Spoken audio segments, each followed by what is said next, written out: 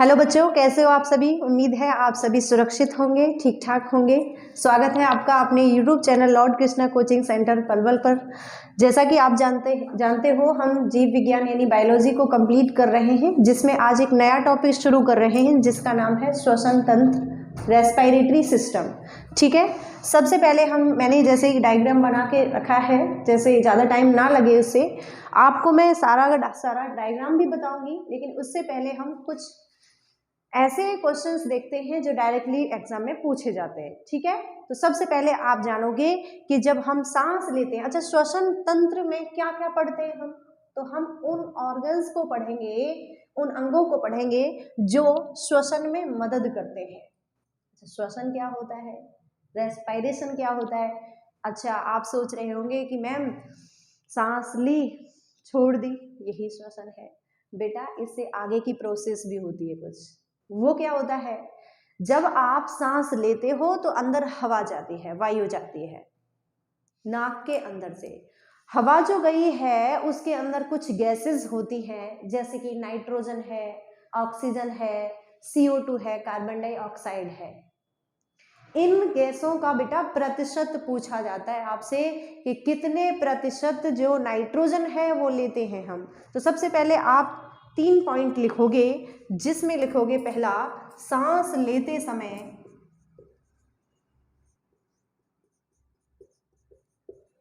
गैसों का प्रतिशत।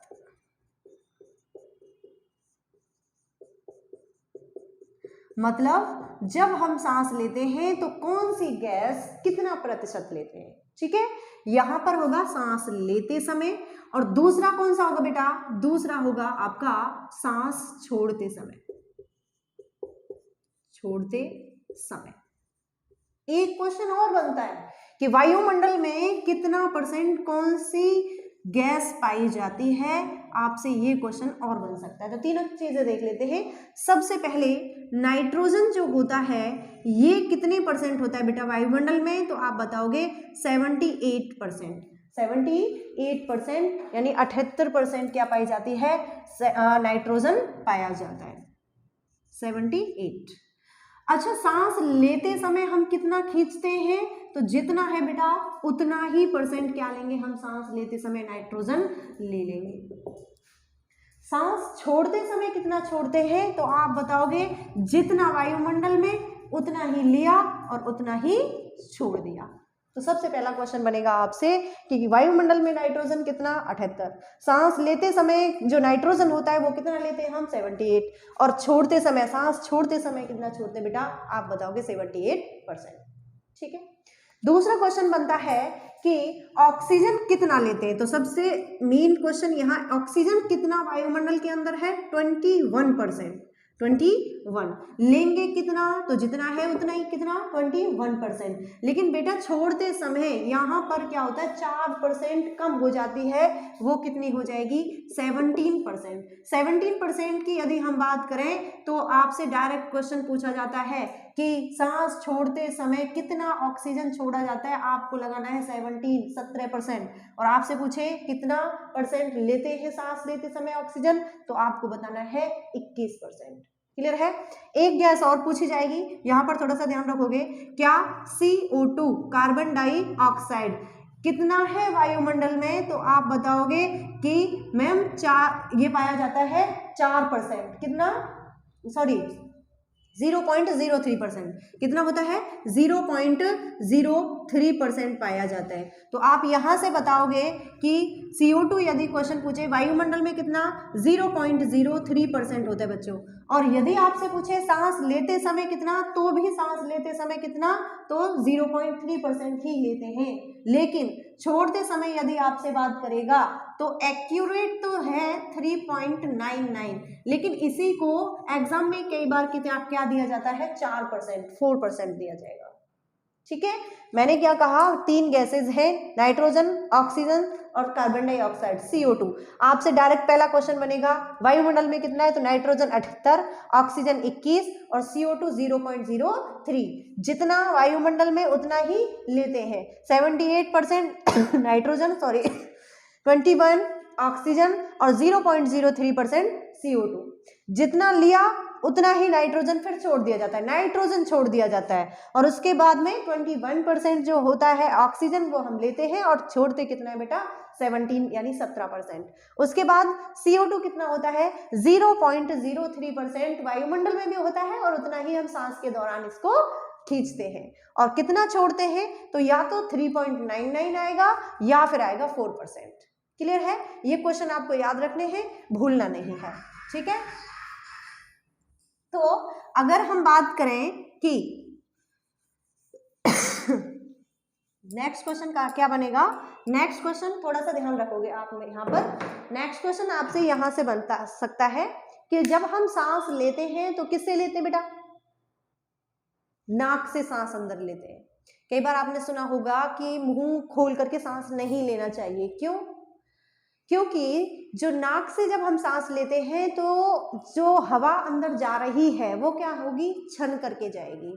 जो हेयर्स पाए जाते हैं हमारे नाक के अंदर वो क्या करते हैं, हवा को छानने का कार्य भी करते हैं, और जो बैक्टीरिया होते हैं जो कि हवा के साथ हमारे अंदर जा सकते हैं उनको क्या करेगा बेटा, उसको भी ये यही बाहर ही रोक लेते हैं। तो पहला क्वेश्चन बन गया कि धूल मिट्टी के जो कण है हवा में उसको छानने का कार्य, हवा साफ जाए, वो उसका पहला कार्य किसका है, हमारे हेयर्स का, नाक में जो हेयर्स, नोज में जो हेयर्स पाए जाते हैं उनका। क्लियर है? आपको पता ही होगा कि नाक के अंदर में जैसे ही हम उंगली डालते हैं अंदर तो उसमें म्यूकस होता है बेटा, श्लेष्म होता है। म्यूकस चिपचिपा जो पदार्थ है, चिपचिपा जो पदार्थ है ये क्या कार्य करता है बेटा, तो आप बताओगे चिपचिपा पदार्थ है क्या, तो ये है म्यूकस। क्या है? म्यूकस, श्लेष्म कहते हैं हिंदी में। इसका मेन कार्य क्या है, तो सबसे पहले आप बताओगे कि इसका मेन कार्य है जो हार्मफुल बैक्टीरियाज हो जाते हैं उन जीवाणुओं को क्या कर लेता है, ये चिपका लेता है। तो जीवाणुओं को बाहर ही रोक लेना, जीवाणुओं को रोकना, इसका क्या कार्य हो गया, तो आप ये बताओगे जीवाणुओं को रोकना इसका कार्य हो गया। और क्या है? अच्छा आप ये बताओ कि क्या सर्दियों में और गर्मियों में टेम्परेचर बराबर होता है इन्वायरमेंट का? नहीं, चेंज होता रहता है। लेकिन हमारी बॉडी का टेम्परेचर कितना होता है, तो आप बताओगे मैम 37 डिग्री सेल्सियस होता है। इधर लिख देती हूँ 37 डिग्री सेल्सियस होता है। तो यहाँ से आपको क्या पता चला कि हमारी बॉडी का जो टेम्परेचर है वो फिक्स है। हालांकि जब फीवर होता है तो बढ़ जाता है ना, कई कंडीशन में घट भी जाता है, लेकिन ये नॉर्मल है 37 डिग्री सेल्सियस। और इन्वायरमेंट का चेंज होता रहता है, कभी वायु जो है वो गर्म होती है, कभी ठंडी होती है। जैसे अभी ठंड है, सर्दी है, तो कैसे है, हवा में नमी, ठंडा है, ठंडापन भी है, और साथ के साथ आप देखोगे हमारी जो बॉडी का टेम्परेचर है उससे भी कई बार बहुत ज्यादा कम होता है। तो जो म्यूकस होता है बेटा, ये क्या करता है, म्यूकस जो वातावरण का तापमान है इसके तापमान को बॉडी का जो टेम्परेचर है उसके बराबर कर देता है, जिससे क्या होगा, बैलेंस बना रहे। मतलब जो टेम्परेचर है इसको बैलेंस करने का कार्य किसका है, यदि आपसे क्वेश्चन बनता है तो आप बताओगे म्यूकस का है। किसका है? म्यूकस का, श्लेष्म का। क्लियर है? आपसे पूछा जाएगा म्यूकस प्रतिदिन कितने लीटर हमारे शरीर से निकलता है, क्योंकि सिर्फ यही नहीं है कि नाक से, हमारे और भी अदर ऑर्गन्स होते हैं जिनसे म्यूकस निकलता रहता है। तो आप बताओगे लगभग 1.5 लीटर म्यूकस हमारे शरीर से प्रतिदिन निकलता है। क्वेश्चन आए तो आप 1.5 लीटर लगाओगे, ठीक है। यदि ऑप्शन में 1.5 से 2 लीटर, 2 से 2.5 लीटर ऐसे करके दे रखा है तो आप लगाओगे लगभग 1 से 1.5 लीटर। क्लियर है? चलो आगे जो हम बात करते हैं, आगे बात करते हैं। यहाँ पर मैंने एक डायग्राम बनाया है जो कि यहाँ पर आपको ये चीजें पता होना चाहिए। चलो थोड़ा सा ध्यान दोगे। सबसे पहले यदि हम बात करें तो सबसे पहला ये क्या है, फेरिंग्स है, जिसे कहा जाता है ग्रेसनी। क्या कहा जाता है बेटा? ग्रेसनी। ग्रेसनी के नीचे, फेरिंग्स के नीचे ये जो वॉल्व है, या फिर इसे कहेंगे जो छल्ला है, या फिर वलय भी कह देते हैं, तो ये वॉल्व जो है इसका नाम क्या बेटा? इपीग्लूटिस है। क्या है, एपिग्लूटिस। अच्छा, इसका कार्य क्या है, तो जब मैंने डाइजेस्टिव सिस्टम आपको कराया था, पाचन तंत्र कराया था, उसमें भी बताया था कि ये एपिग्लूटिस जो होता है ये क्या कार्य करता है, इस पाइप को, दो पाइप है हमारे गले के अंदर, एक फूड पाइप है और एक विंड पाइप है। तो फूड पाइप और विंड पाइप को खोलने का और बंद करने का कार्य किसका होता है बेटा, एपिग्लूटिस का। मतलब इस पाइप को ये बंद भी करता है, खोलता भी है। बंद कब करता है, जब खाना फूड पाइप में जाएगा, क्योंकि वो वाली पाइप खोलना पड़ेगा। और जब सांस लेते हैं तो उस समय क्या करेगा बेटा, ये एपिग्लूटिस यहाँ गले को खोल देगा जिससे कि सांस अंदर जा सके। क्लियर है। इसके बाद में ये जो है यहाँ क्या है, इसे कहते हैं हम स्वर यंत्र। स्वर यंत्र मतलब इसे ही हम कहते हैं बेटा स्वर यंत्र या ट्रैकिया। ठीक है। इसके बाद में ये पाइप जो है, इस पाइप को पूरा को अगर एक है ये वाला, तो इसे हम कहेंगे बेटा ब्रोंकाई। क्या कहेंगे, ब्रोंकाई। याद रखना, आपसे क्वेश्चन पूछा जा सकता है कि स्वर यंत्र का जो ये जो लेरिंग ट्रैकिया श्वसन नली है, आप बताओगे कि स्वर यंत्र के नीचे जो पाइप दिया गया है इसे क्या कहते हैं बेटा, ब्रोंकाई कहते हैं। हम क्या कहते हैं, ब्रोंकाई। यदि ये जो ब्रोंकाई है देखो दो भागों में बट गया है, एक साइड इधर एक साइड इधर, तो इसी को अब हम क्या कहेंगे बेटा, इसे कहेंगे हम ब्रोंकियोल्स। क्या कहेंगे, ब्रोंकियोल्स। क्वेश्चन क्या आएगा, क्वेश्चन आपसे पूछा जाएगा कि जब ब्रोंकाई दो भागों में बट जाता है तो उसे हम क्या कहेंगे, ब्रोंकियोल्स कहेंगे। क्या कहेंगे, ब्रोंकियोल्स। क्लियर है।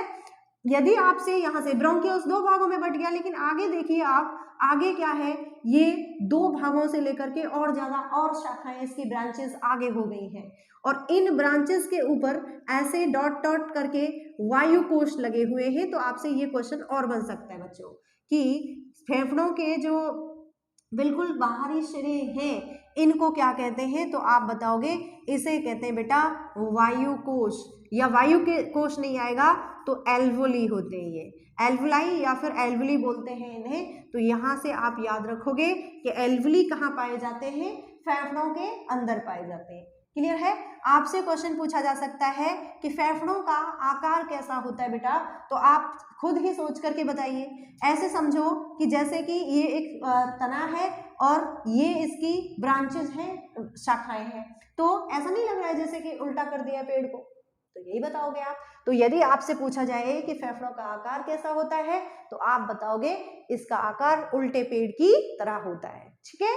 यदि आपसे क्वेश्चन पूछा जा सकता है कि फेफड़े जो होते हैं इनका अध्ययन क्या कहलाता है, तो आपने बताना है बेटा इसका अध्ययन कहलाता है पल्मोनोलॉजी। क्या कहलाता है, पल्मोनोलॉजी। और विशेषज्ञ कौन हो जाएगा, तो आप बताओगे विशेषज्ञ हो जाएगा पल्मोनोलॉजिस्ट।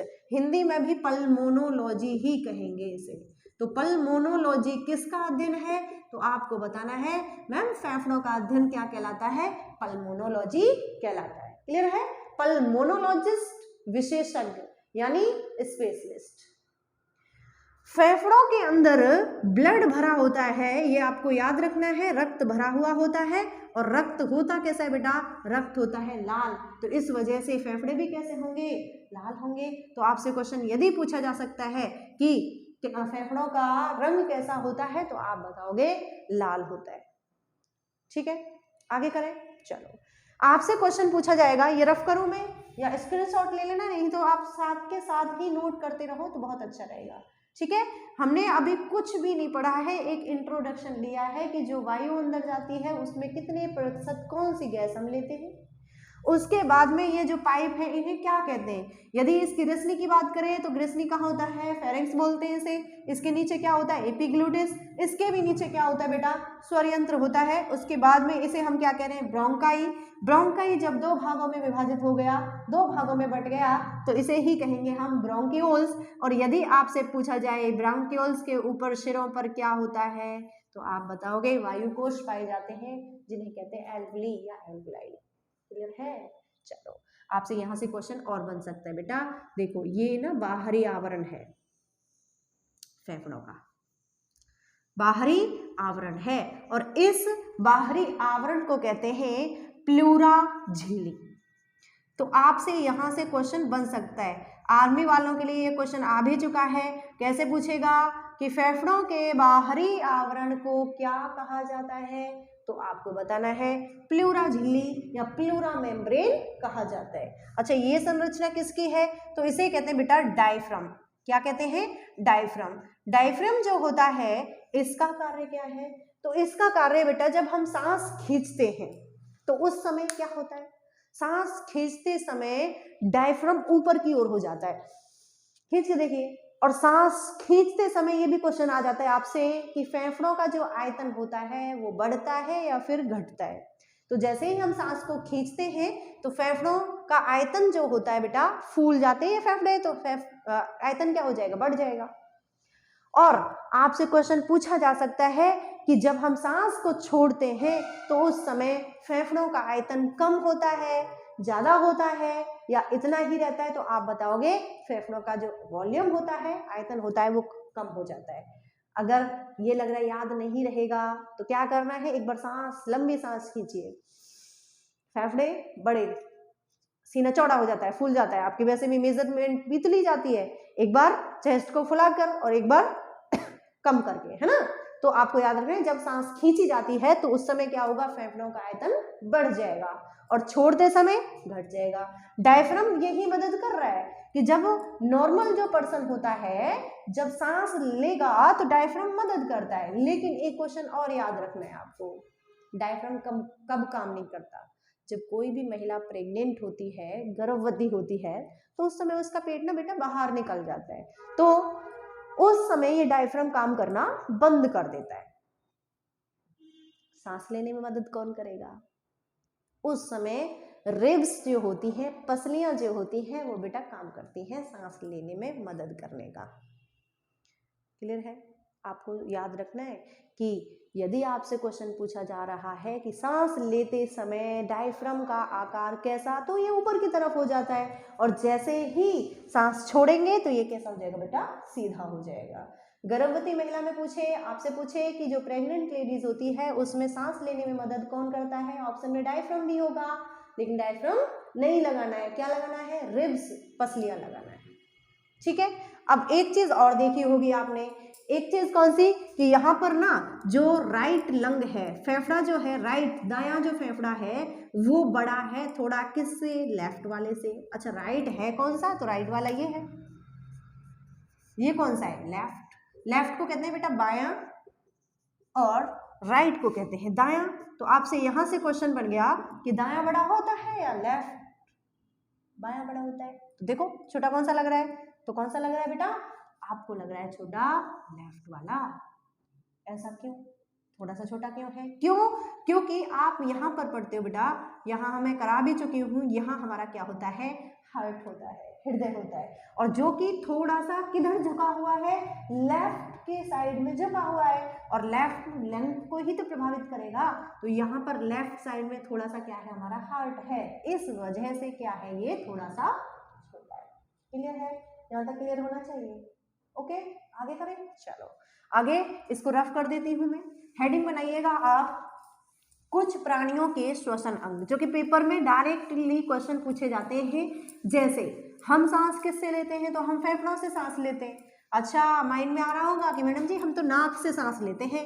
नहीं बेटा, हमारा जो मुख्य अंग है श्वसन करने का या फिर सांस लेने का, वो कौन सा है, फेफड़े हैं। ऐसे ही आपसे डायरेक्ट क्वेश्चन पूछा जा सकता है। तो हेडिंग बनाइएगा आप, कुछ प्राणियों के श्वसन अंग। तो सबसे पहला मनुष्य लिखेंगे, है ना। तो आपसे पूछा जाएगा कि जो मनुष्य होता है इसमें अंग कौन सा, तो अभी बताया फेफड़े होते हैं, लंग्स होते हैं। तो मनुष्य किससे सांस लेता है बेटा, फेफड़ों से लेता है। आपसे क्वेश्चन पूछा जाएगा कि पानी में मेढक, पानी में मेढक किससे सांस लेता है, तो आप बताओगे पानी मिलेगा त्वचा से, स्किन से। आपसे क्वेश्चन पूछा जाए जमीन पर, जमीन पर मेढक किससे सांस लेगा बेटा, तो आप बताओगे मुख, गुहा और फेफड़े, मुख गुहा क्या होती है? माउथ कैविटी और फेफड़े। आपसे सीधा क्वेश्चन पूछा जाता है, ना तो पानी का पूछा जाता है और ना ही जमीन का, सिर्फ आपसे पूछा जाता है कि मेंढक किससे सांस लेता है, तो उस समय आपको लगाना बेटा त्वचा से सांस लेता है, ना तो पानी में और ना ही जमीन पर। सीधा क्वेश्चन पूछा जाता है किससे सांस लेता है, तो आपको लगाना है स्किन से, यानी त्वचा से सांस लेता है। क्लियर है? नोट करते रहिएगा साथ के साथ में। उसके बाद में मछली, तो मछली का तो आपको पता भी होगा, मैंने पहले भी बताया था कि मछली जो होती है वो गिल्स से सांस लेती है, तो गिल्स से, किससे? गिल्स, गिल्स कहते हैं बेटा गलफड़ों को, तो या तो गलफड़े आएगा या फिर गिल्स आएगा। डायरेक्ट क्वेश्चन बनता है इसका कि मछली किस से सांस लेती है, तो गिल्स या गलफड़े। आपसे क्वेश्चन ये भी पूछा जा सकता है कि मछली जो है इसके हृदय के कोष्ठक कितने होते हैं, तो मैंने इसी से लिंक कराया था अगर आपको याद है तो, कि मछली गिल्स से सांस लेगी और गिल्स दोनों साइड होंगे मतलब 2, तो हृदय के कोष्ठक भी कितने हो जाएंगे बेटा? 2 हो जाएंगे। क्लियर है? आगे करें, चलो। केंचुए का पूछा जाता है आपसे, केंचुआ किससे लेगा, तो आपको बताना है केंचुआ त्वचा से सांस लेता है, स्किन से सांस लेता है। साथ के साथ केंचुए के साथ में याद रखना सांप, सांप जो होता है किससे लेता है? त्वचा से। अच्छा, केंचुआ रैंक करके चलता है, ऐसे ऐसे करके चलता है ना, ऐसे ऐसे करके, तो और सांप भी क्या चलता है बेटा? रैंक कर। तो इससे आप लगा सकते हो कि सॉरी, पानी पी लेती हूँ एक बार। तो आपसे पूछा जा सकता है कि केंचुआ और सांप किससे सांस लेते हैं, तो आप बताओगे ये लेते हैं मैम त्वचा से, दोनों। ठीक है,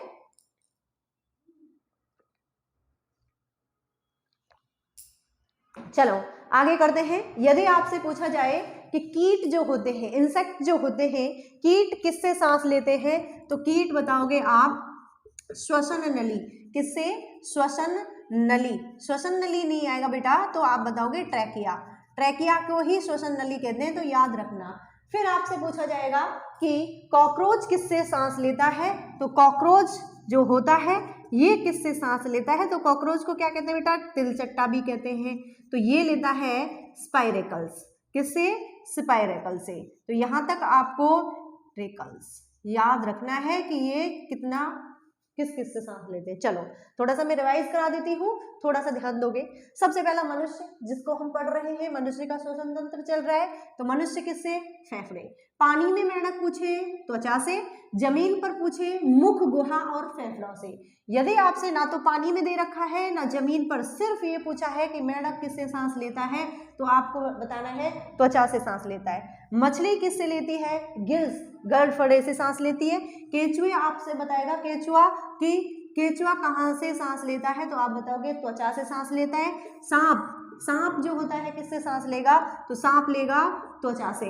उसके बाद जो कीट होते हैं, कीट किससे? श्वसन नली से यानी ट्रैकिया से। और कॉकरोच किससे लेंगे बेटा? कॉकरोच लेंगे आपके इससे स्पाइरेकल से। किससे? स्पाइरेकल। तो याद रखिएगा, यहां तक आपका कंप्लीट होता है।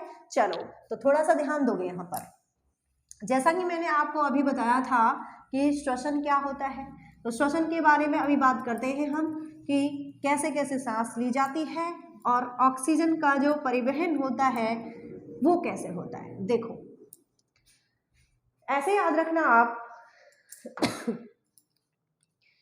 सांस पाइप के अंदर गई, ग्रसनी होता है फेरेंक्स, उसके नीचे एपिग्लूटिस, एपिग्लूटिस के नीचे जो होता है बेटा उसे कहते हैं ब्रोंकाई। ब्रोंकाई के अंदर जैसे ही हवा जाती है उसके बाद कहाँ जाएगी, तो ब्रोंक्यूल्स, और ब्रोंक्यूल्स के बाद कहाँ जाएगी, तो आपको बताना है मैम ये जाएगी एल्वुली तक। तो जो एल्वुली होता है वो सबसे लास्ट पॉइंट है। और फेफड़ों में क्या भरा हुआ होता है बेटा? रक्त भरा हुआ होता है। और आपको पता है कि रक्त का रंग कैसा, तो लाल, और किसकी वजह से, तो हीमोग्लोबिन की वजह से। तो जो हीमोग्लोबिन है फेफड़ों के अंदर ही है, और वहां एल्वुलाई क्या कहती है? हीमोग्लोबिन से कहती है कि ब्लड में जो ऑक्सीजन आया है ना इसे ले, तो ले लिया। सब जितनी भी सेल्स हैं सब कोशिकाओं के पास तक लेके जा, ले गया, और वापस क्या लेके आएगा? CO2, carbon dioxide. तो आपसे यहां से क्वेश्चन और बन सकता है कि रक्त के अंदर ऑक्सीजन को देना, रक्त के अंदर किसको? हीमोग्लोबिन को। कौन दे रहा है? एल्वली, वायु कोश। और हीमोग्लोबिन क्या करेगा? हर एक कोशिका तक पहुंचेगा, हर एक कोशिका में जाएगा। भाई ब्लड जो है वो सर्कुलेट होता रहता है, परिसंचरण तंत्र बड़ा है ना, सर्कुलेशन होता है इसका। तो और जहां रक्त है वहां हीमोग्लोबिन है ही। तो हीमोग्लोबिन क्या करेगा? ऑक्सीजन का परिवहन करेगा, ऑक्सीजन को हर एक सेल को देगा और CO2 को ले लेता है। और CO2 को जैसे ही बाहर लाया, एल्वली को दिया, एल्वली क्या करेगी कि चल ले जा बाहर, तो वापस उसे कर देगी, जिसे हम कहते हैं सांस छोड़ना, सांस छोड़ दिया, ऐसा होता है।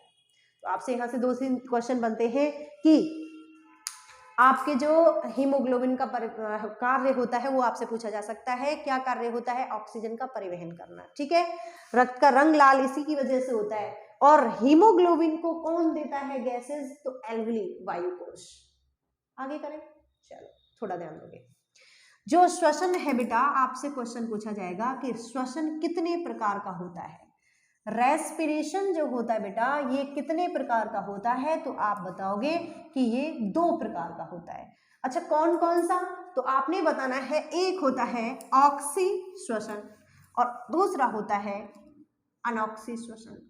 तो मैं लिख देती हूं, पहले आप भी लिखते रहना। पहला होता है ऑक्सी श्वसन और दूसरा होता है अनॉक्सी श्वसन। जो बेटा ये होता है ऑक्सी श्वसन, इसी को हम कहते हैं वायवीय श्वसन और इसको कहते हैं अवायवीय। तो या तो आएगा ऑक्सी अनॉक्सी या फिर आएगा वायवीय या अवायवीय। आपको याद रखना है कि जो ऑक्सी श्वसन होता है ये ऑक्सीजन की उपस्थिति में होता है, ऑक्सीजन की उपस्थिति में होता है, मतलब यहां पर प्रेजेंट होती है क्या? ऑक्सीजन। और इसमें ऑक्सीजन की अनुपस्थिति होगी। तो पहला क्वेश्चन बन गया कि ऑक्सी श्वसन या वायवीय श्वसन, जिसे कहते हैं एरोबिक रेस्पिरेशन, ये कब किसकी उपस्थिति में होता है? ऑक्सीजन। यहां पर एब्सेंट होगा, तो यहां मैंने लिख दिया है ऑक्सीजन की अनुपस्थिति। पहला क्वेश्चन बनेगा। दूसरा क्वेश्चन बनेगा आपसे कि ये जो ऑक्सी श्वसन जो है ये कहां पर संपन्न होता है? तो आपको बताना है माइटोकॉन्ड्रिया में। कहां होता है बेटा? माइटोकॉन्ड्रिया के अंदर ये जो क्रिया है ये संपन्न होती है। आपसे 4 क्वेश्चन बनता है, ऑक्सी श्वसन कहां पर संपूर्ण होती है, ये क्रिया कहां पर होती है? तो आप बताओगे माइटोकॉन्ड्रिया के अंदर। श्वसन स्थल इसी वजह से कहते हैं, क्यों? क्योंकि आपने पढ़ा होगा कोशिका के अंदर जो कोशिका का श्वसन स्थल किसे कहते हैं? माइटोकॉन्ड्रिया को। क्यों? क्योंकि यहाँ पर ऑक्सी श्वसन कंप्लीट होता है। जैसे यहां से क्वेश्चन बना है, आपसे यहां से भी बन सकता है क्वेश्चन। तो आप बताओगे ये कहां होता है? तो ये बेटा मांसपेशियों के अंदर, मांसपेशियों में, ठीक है। एक क्वेश्चन और बनेगा कि ऑक्सी श्वसन जो होता है इसकी अगर पूछे कि और क्या कहा जाता है, तो इसे कहते हैं क्रेब्स चक्र। अच्छा, क्रेब्स चक्र कहा जाता है। और आपसे पूछे कि ऑक्सी श्वसन में कितनी ऊर्जा का निर्माण होता है, तो आप बताओगे 36 ATP ऊर्जा का निर्माण होगा। और एक अणु बनता है बेटा, एक मॉलिक्यूल बनता है किसका? ग्लूकोज का। मैंने क्या कहा? मैंने ये कहा कि ऑक्सी श्वसन जो होता है, एरोबिक जो रेस्पिरेशन होता है, इसमें निर्माण होता है किसका? 36 ATP। ATP का फुल फॉर्म आपको पता होना चाहिए। ATP का फुल फॉर्म होता है एडिनोसिन ट्राइफॉस्फेट, एडिनोसिन ट्राइफॉस्फेट। और क्वेश्चन बन सकता है कि ऊर्जा का जो निर्माण होता है ऑक्सी श्वसन में कितना होता है? तो आप बताओगे ये होता है 36 ATP का। ऐसे ही आपसे क्वेश्चन बनेगा कि अनॉक्सी श्वसन में कितना? तो यहाँ पर 2 ATP का निर्माण होता है और एक अणु किसका बनता है? ग्लूकोज का। तो यहाँ ये चीजें आपको पता होना चाहिए, इस पे थोड़ा सा ध्यान दोगे। मांसपेशियों के अंदर कौन सा श्वसन होता है? क्वेश्चन आया हुआ है, तो आप बताओगे अनॉक्सी श्वसन, एनारोबिक रेस्पिरेशन। मांसपेशियों में जब यह श्वसन होता है बेटा तो हमारी बॉडी के अंदर एक अम्ल बनता है जिसे कहते हैं लैक्टिक अम्ल। तो यहाँ से एक क्वेश्चन और बन सकता है कि मांसपेशियों के अंदर अनॉक्सी श्वसन के कारण कौन सा अम्ल बनता है, तो आपने बताना है लैक्टिक अम्ल बनता है। लैक्टिक अम्ल बनने के कारण हमारे शरीर में क्या होता है बेटा, दर्द होने लगता है मांसपेशियों में। आपने देखा होगा जब ये लैक्टिक अम्ल बनता कब है, जब हम एक्सरसाइज ज्यादा कर लेते। आप अभी तो कोई नॉर्मल लाइफ चल रही है, कल से पापा जी ने आपसे बोल दिया बेटा दौड़ करके आया कर, और आपने 10 किलोमीटर एक दिन में रेस लगा दी, आपके पैर जाम हो जाते हैं, अगले दिन से दर्द शुरू हो जाता है। तो वो जो दर्द है, दुखन है, वो क्यों हो रही है, वो हो रही है लैक्टिक अम्ल, लैक्टिक एसिड के कारण। तो ये क्वेश्चन बन सकता है कि मांसपेशियों के अंदर जो दुखन होती है, जो दर्द होता है, वो किसके कारण होता है, तो आपने बताना है लैक्टिक अम्ल। आपसे पूछा जा सकता है कि मांसपेशियों के अंदर कौन सा प्रोटीन पाया जाता है, तो प्रोटीन जो होता है बेटा वो होता है एक्टिन। कौन सा, एक्टिन। और याद रखना, आप याद कैसे करोगे प्रोटीन कौन सा है, मांसपेशियां फुला करके एक्टिंग करने लगते हो हैं, तो ऐसे याद करना है कि प्रोटीन जब हम ज्यादा लेते हैं तो मांसपेशियां फूलती हैं, मांसपेशियां बन जाती हैं, तो आप क्या करने लग जाते हो, आप करने लग जाते हो एक्टिंग, और एक्टिंग से याद हो जाएगा एक्टिन प्रोटीन, ठीक है। और अम्ल कौन सा, लैक्टिक अम्ल।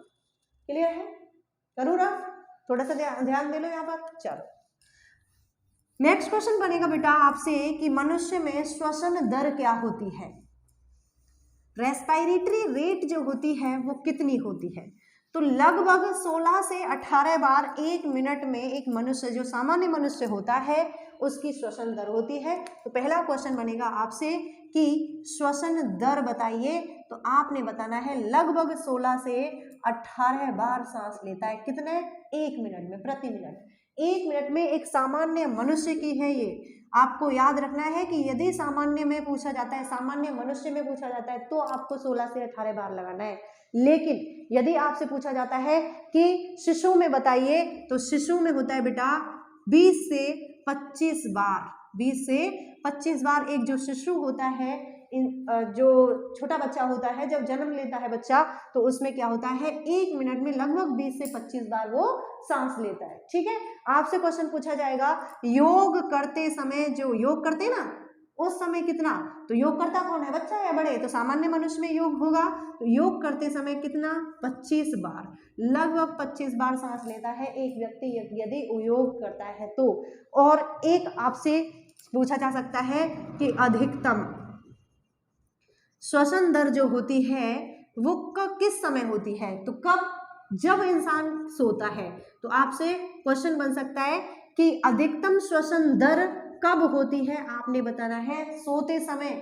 और यदि पूछ ले, अधिकतम नहीं पूछ रहा है, अब की बार पूछ रहा है न्यूनतम, न्यूनतम नहीं आए तो मतलब कम, सबसे कम जो दर होती है वो कब होती है, तो आपको बताना है खाना खाते समय। तो यहाँ तक ये आपका जो है कंप्लीट हो जाता है टॉपिक। तो यहाँ तक जितने भी क्वेश्चन आपको बताए गए हैं वो सारे ही कंप्लीट करने हैं आपको।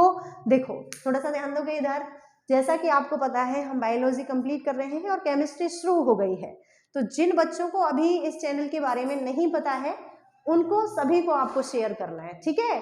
और यहाँ तक ये डेली की डेली आपको क्लासेस लेनी है, डेली बायोलॉजी और केमिस्ट्री हम डेली करा रहे हैं। तो आपका बहुत बहुत धन्यवाद, बहुत बहुत शुक्रिया, थैंक यू।